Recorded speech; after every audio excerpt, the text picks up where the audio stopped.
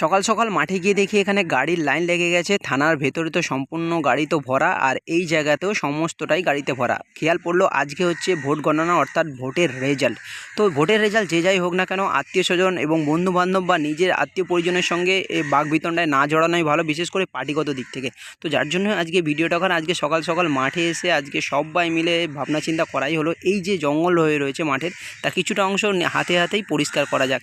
আর এই যে পার্থেনিয়াম যে গাছগুলো রয়েছে, যেগুলো কিনা শ্বাস প্রশ্বাস থেকে শুরু করে এবং বিভিন্ন দিক থেকে এবং শরীরের বিশেষ করে ক্ষতি করে, তাই সবাই মিলে চিন্তাধারা করা হলো মাঠের কিছুটা অংশ, বিশেষ করে এই জঙ্গলটা পরিষ্কার করলে মাঠটা অনেকটা আয়তনে আরও বড় হবে।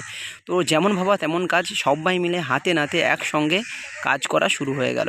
মাঠে আসা প্রত্যেকটা ছোট ছোট ভাই থেকে শুরু করে বড় বড় দাদা যারা এসেছিল এবং বিভিন্ন পুলিশের যারা এসে থাকে সকালবেলা মাঠে, তারাও সবাই মিলে একসঙ্গে হাতে হাত লাগিয়ে এই জায়গাটা পরিষ্কার করা হলো। কাল বিশ্ব পরিবেশ দিবস। সবাইকে একটাই